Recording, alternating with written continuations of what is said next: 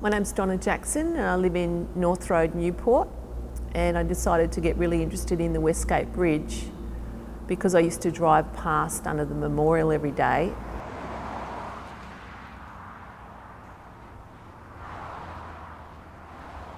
So I thought, well, this is a really important story, and because I'm a theatre maker, I thought there must be some way that we can help tell this story to a wider group of people.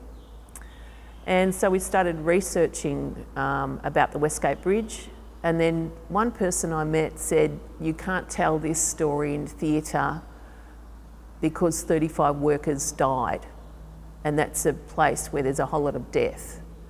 And then I spoke to someone else who said, because 35 workers died on that site, you should tell this story. So I was with a group called Foot and Mouth Theatre Company at Footscray Arts Centre, just people who wanted to learn theatre. I sent them out into the community to find out about this Westgate Bridge.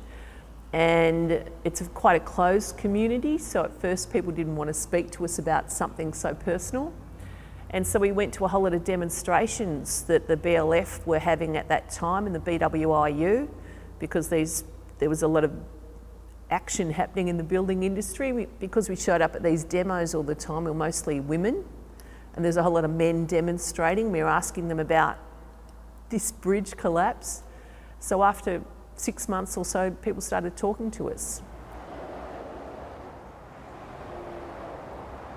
And then we started making the play, and I commissioned Vicky Reynolds to write a script from the verbatim stories of these workers and family people who were telling their stories about the Westgate Bridge. And then we put those stories together. Then we tried to make the play not just be a historical document about when the bridge collapsed. We wanted to see how we could make the play be relevant to now.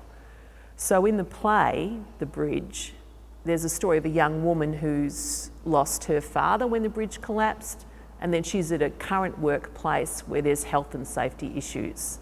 And she has to decide if she's going to be a whistleblower or not. And if she is a whistleblower, it probably means she'll lose her job.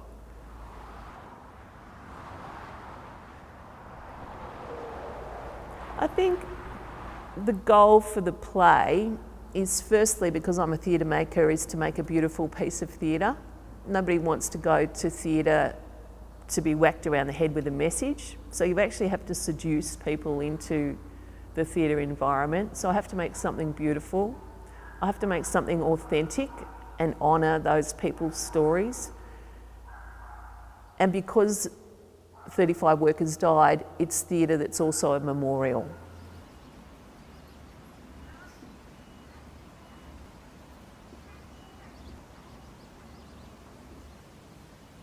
I think that art is about telling really important stories.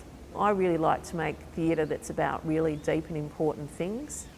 And so when I made the play about the bridge, I still carry that with me. And I made that play in 1990 and now it's 2018.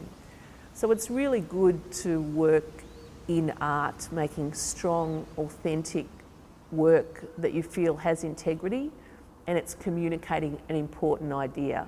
I don't mind going out sometimes and seeing shows that are fun, but when I work on something for 2 years or 18 months or whatever this is, 20-something years, I want to work on things that are deep and important and tell important stories. And for me as an artist, I find that really rewarding. So then I don't care how much I get paid, I don't care how long it takes, I don't care who likes it, I don't care who doesn't like it. I know I was telling an important story, and that's what I think is great when I see theatre and documentary that do those things.